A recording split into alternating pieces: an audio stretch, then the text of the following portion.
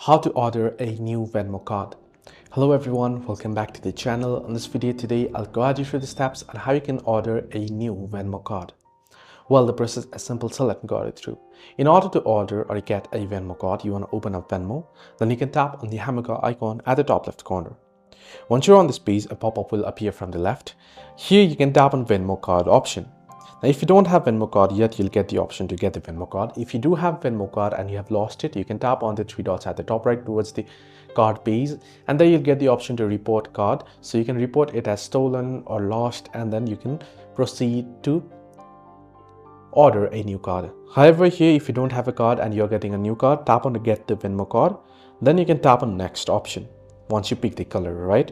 Once you pick the color, then it'll ask you to enter in your first name and last name, enter it, tap on next, then enter in last four of SSN, enter the last four digits of your SSN, and then tap on next. You want to also make sure that you have read the terms and conditions, and you can tap on checkbox there and then tap on next and go through the prompts, and you'll be able to order your new card. This is how you can get a new Venmo card or order a new Venmo card. I hope this video helped. Do like and subscribe.